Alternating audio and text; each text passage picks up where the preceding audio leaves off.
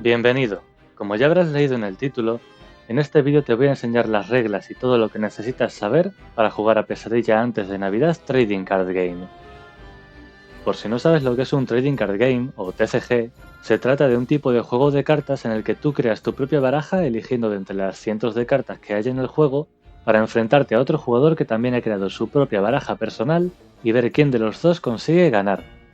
Algunos de los juegos más conocidos de este estilo son Magic the Gathering, Yu-Gi-Oh! O Hearthstone. Pues bien, volviendo a lo que nos interesa, esta película de Tim Burton también fue adaptada al formato TCG. Contó con 2 colecciones y 4 barajas de inicio que fueron publicadas en inglés y distribuidas únicamente en los Estados Unidos, Canadá y Brasil. Sin embargo, yo me he encargado de traducir y editar visualmente las 295 cartas y libros de reglas que forman este juego al castellano para que podamos disfrutarlo con mayor facilidad. Con todo esto dicho, pasemos a explicar en qué consiste el juego y cómo jugarlo. A diferencia de otros TCGs, en una partida de Pesadilla pueden participar tantas personas como quepan en una mesa. Esto se debe a que la condición de victoria no es derrotar a un rival, sino ser el jugador que ha logrado construir la Navidad más espeluznante al llegar la fecha señalada. Temáticamente, el juego se sitúa en los últimos 12 días previos a la Navidad, y por ello una partida de este TCG dura 12 rondas. Al final de la última ronda, el jugador que tenga más puntos en mesa será el ganador. Para ello, deberás construir tu propia ciudad de Halloween con locales, que representan los distintos escenarios de la película, y habitarla con personajes y creaciones, ayudándote de las sorpresas para hacer más fácil tu trabajo o más accidentado el de tus rivales. Pasemos a explicar cada tipo de carta para ver cómo funcionan exactamente. Empecemos con los personajes. Cada uno cuenta con un nombre para diferenciarlo de otros personajes y un alias para diferenciarlo de otras versiones de sí mismo. También tenemos su número de terror, el cual indica cuántos puntos te otorgará al final de la partida, pero también cuántos puntos del mal tienes que pagar para jugar esta carta. Por último, tenemos una caja de texto donde se describe la habilidad especial que tiene ese personaje en concreto. Los personajes son el tipo de carta más importante debido a la cantidad de beneficios que le otorgan al resto de cartas por el simple hecho de estar en juego. Aunque para llevarlos a la mesa primero necesitan un lugar que ocupar, y ahí es donde entran los locales. Estos son los cimientos de tu ciudad, pues como ya he dicho, los personajes necesitan ser jugados en un local para llevarlos de tu mano a la mesa. Hay muchos elementos que caracterizan y diferencian a los locales del resto de cartas. Para empezar, que están en horizontal. Aparte de cobijar a tus personajes, los locales te ofrecen distintos efectos en forma de funciones. En contraste con las demás cartas, los locales no tienen un número de terror, sino un umbral de terror. Se pueden distinguir por el fondo blanco o negro de unos y de otros. Este umbral sirve para determinar si dicho local está activo o inactivo, pues solamente puedes activar las funciones de tus locales activos, y solo una función por turno. Un local estará activo cuando los personajes que se encuentren en él sumen un total de terror igual o superior al umbral de dicho local. Por esto mismo, como los locales no tienen número de terror, no te otorgarán puntos al final de la partida. Existe un tipo de local que se llama local inicial. Este se caracteriza por indicarte la cantidad de cartas en mano con la que comienzas la partida, por tener 3 funciones distintas y por su umbral de terror de 0. Lo que significa que no necesitarás colocar ningún personaje en él para que éste esté activo. Este local, al igual que el resto, se incluye en tu pila de locales, pues los locales no se añaden a tu mazo principal. Uno debe estar conformado por 40 o más cartas de los otros 3 tipos, y nunca puede tener más de 4 copias del mismo nombre. Es decir, que podrías llevar esta combinación de jacks, pero esta otra no. El otro debe tener exactamente 6 locales distintos, de los cuales uno deberá ser inicial. Durante el comienzo de cada ronda colocarás uno de ellos en juego hasta que se vacíe esta pila. El local que coloques en la primera ronda no será aleatorio, pues será tu local inicial. Con los locales y los personajes listos, pasemos a hablar de las creaciones. Estas cartas suelen tener un coste mayor al de los personajes, pero muchas veces su propio texto te permite rebajarlo o te ofrece un efecto especial a cambio. A diferencia de los personajes, las creaciones no se sitúan en ningún local. Simplemente permanecen en juego en tu zona de la mesa como parte de tu ciudad de Halloween, aportándote puntos para el recuento del final de la partida. Y por último llegamos a las sorpresas. Estas cartas suelen ser muy baratas, algunas incluso gratis, y te ofrecen efectos de utilidad instantáneos, pues justo después de jugarlas deberás mandarlas a la pila de descarte. Muchas poseen efectos de búsqueda. Estos te permiten descartar la cantidad de cartas que te indican de la parte superior de tu mazo para añadir a tu mano todas las cartas de entre ellas que tengan el o los nombres que estabas buscando. También muchas sorpresas te permitirán elegir entre dos efectos distintos que estarán separados por una O. A la hora de jugarlas, simplemente indícale al resto de la mesa cuál es el efecto que has escogido.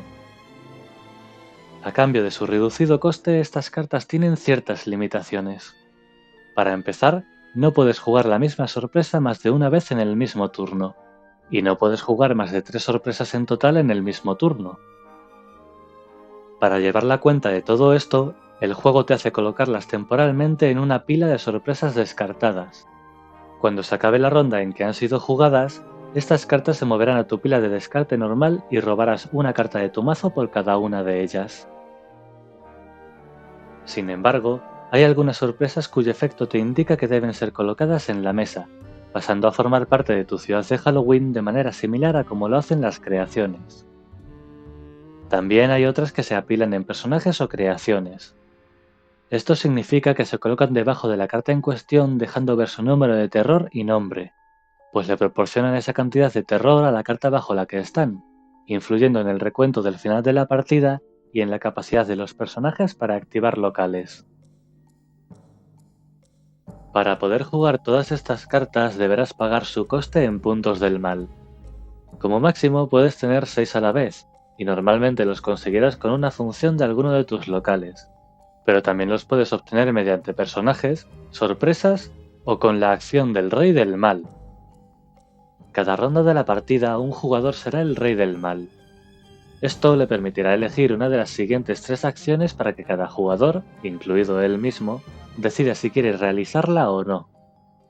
En un principio hay que descartarse de la mano una carta para realizar cualquiera de ellas, pero leyendo a la letra pequeña puede que a algún jugador alguna le resulte gratis. Aquí puedes robar una carta, ganar un punto del mal o mover una carta, es decir, mover un personaje de uno de tus locales a otro local adyacente.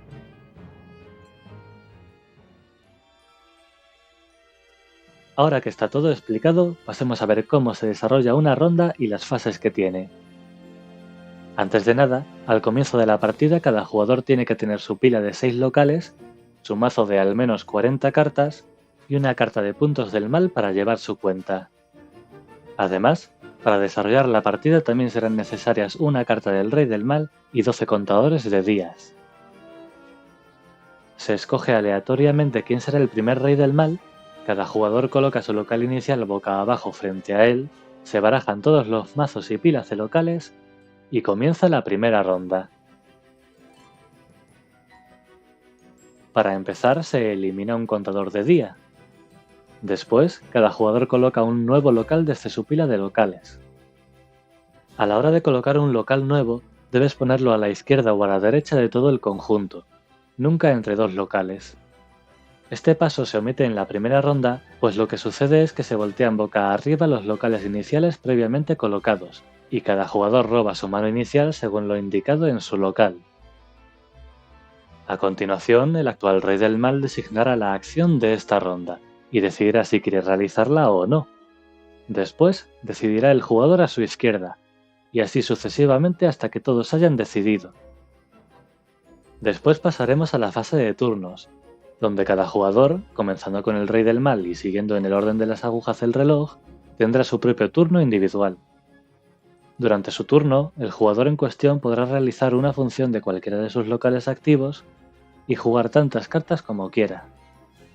Cabe aclarar que la función se puede activar en cualquier momento, Así que si tienes alguna sorpresa barata o has conseguido un punto del mal de alguna forma, como con la acción del Rey del Mal, puedes jugar cartas antes de realizar tu función de este turno. En esta fase hay varios puntos que quiero aclarar. Para empezar, una vez que declares y empieces a llevar a cabo una función, no podrás jugar ninguna carta hasta terminar de resolverla. Por ejemplo, si escoges mover 3 cartas, no podrías mover uno a Ethan, jugar a Ned y luego terminar de mover a Ethan, sino que tendrías que terminar de usar los movimientos primero. Ojo, no tienes por qué usarlos todos. Nunca estás obligado a realizar todas las acciones que te proporciona una función. Si quieres, podrás usar el laboratorio, por ejemplo, solo para ganar 3 puntos y dejar de lado la búsqueda. Pero una vez que hayas realizado la parte que quieras en la medida que desees, no podrás volver a recurrir a esos recursos hasta que vuelvas a activar esa función de nuevo en otro turno. En el ejemplo anterior, no te quedarías con ningún punto de movimiento en el aire para usar a lo largo del turno, sino que se perderían. También, a la hora de jugar cartas, debes tener en cuenta que no puede haber ninguna carta repetida en la misma ciudad de Halloween. Es decir, que solo puedes tener en juego una copia de cada personaje, creación, sorpresa y, por supuesto, local. Sin embargo, entre tu ciudad y las de tus adversarios esto no se tiene en cuenta, así que todos podéis tener a Sally, por ejemplo, en juego sin ningún problema. Por otro lado, existe la posibilidad de reemplazar a un personaje por otro con el mismo nombre pero distinto alias, siempre y cuando el nuevo personaje sea de un coste igual o mayor al que ya está en juego. Entonces, simplemente pagarías la diferencia entre el nuevo y el viejo, mandarías el antiguo al descarte y pondrías al nuevo en el mismo local donde estaba el primero. Bien, con todo esto dicho, llegamos al final de la ronda con la fase final. Aquí, del mismo modo que en la fase inicial, todos los jugadores realizarán en orden las siguientes acciones. Para empezar, perderán todos los puntos del mal que aún tuviesen. Moverán todas sus sorpresas jugadas esta ronda a su pila de descarte normal, robando una carta por cada una de ellas. Se eliminarían también los contadores de hechizo. Hay algunas cartas que tienen un efecto hechizo. Esto significa que se puede activar solo una vez por turno, nada más, y para señalarlo se coloca un contador sobre ellas. Es en este momento cuando ese contador se retira para indicar que el efecto vuelve a estar disponible en la nueva ronda. Después, cada jugador que tenga 8 o más cartas en mano debe descartar cartas hasta quedarse con 7. En el caso de que un jugador se haya quedado sin cartas en su mazo, ahora barajaría su pila de descarte y la colocaría boca abajo para crear un nuevo mazo. Por último, se pasaría la carta y el rol del Rey del Mal a la persona a la izquierda del rey de esta ronda. Y así concluiría ese día. Ahora se volvería a repetir comenzando por la fase inicial hasta que no quedasen contadores de día que eliminar, en cuyo caso habrá terminado la partida y tendremos que proclamar un ganador. Para el recuento del final de la partida, cada jugador tomará en cuenta los puntos que le otorguen las siguientes cartas. Personajes y creaciones en su ciudad de Halloween. Sorpresas colocadas como parte de su ciudad de Halloween. Y sorpresas apiladas en cartas en su ciudad de Halloween. Como expliqué previamente, los umbrales de los locales no otorgan ningún punto. Sin embargo, si se da un empate por el ganador de la partida, entonces la cantidad de locales activos se tomará en cuenta, y el que más tenga, ganará. Si aún así persiste el empate, se sumarán los umbrales de los locales activos y el jugador con la suma más grande ganará. Y si tras todo esto aún hay jugadores empatados, todos ellos serán proclamados ganadores. Y hasta aquí llegarían las reglas del juego base, pero tras la colección de estreno vino la expansión de la Navidad. Esta añadió unas cuantas cartas nuevas con reglas únicas, así que pasemos a ver cómo conjuntan con las originales.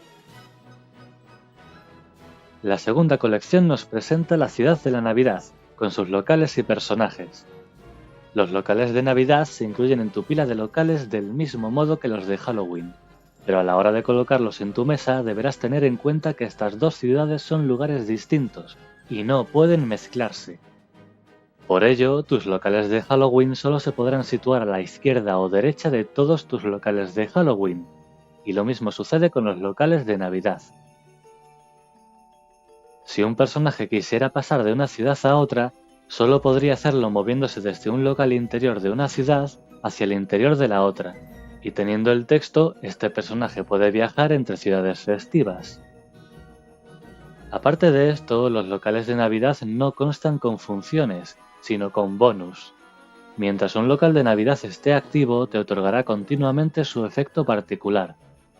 Al contrario que los de Halloween, los locales de Navidad tienen un umbral de felicidad, como marca su esfera de color granate. Esto significa que para estar activos requieren esa cantidad de personajes de Navidad situados en ellos. Los personajes de Navidad, distinguibles por sus luces de colores y su número dorado, tienen todos un número de terror de 0. Esto significa que no te aportarán puntos al final de la partida, pero te facilitará el ponerlos en juego. Los personajes de Navidad solo se podrán jugar a un local de tu ciudad de la Navidad, nunca a uno de Halloween. Y lo mismo sucede con los de Halloween. Incluso los que puedan viajar entre ciudades festivas primero deberán ser jugados en un local de su ciudad correspondiente. Si al final de la partida hay algún personaje de Halloween, creación o sorpresa colocada o apilada en tu ciudad de la Navidad, todas estas cartas aportarán sus puntos para el recuento y la proclamación del ganador de la partida. Y eso es todo. Si te has quedado con alguna duda, puedes volver a ver el fragmento del vídeo que quieras usando los capítulos en los que he dividido el vídeo. Si te interesa jugar en físico a este juego, tienes todas las cartas traducidas en Mega para poder descargarlas e imprimírtelas. Si no, también tienes el mod de Tabletop Simulator que he publicado para jugarlo online. Y por último, también he creado un servidor de Discord donde podrás buscar personas con las que jugar online, compartir tus impresiones o dudas, y participar en proyectos como la creación de nuevas cartas para una tercera colección diseñada por fans. Enlaces de todo esto en la descripción y comentario fijado de este vídeo. Muchas gracias por llegar tan lejos y espero verte pronto. Por mi parte, yo me quedaré aquí con mi baraja, preparado para este Halloween.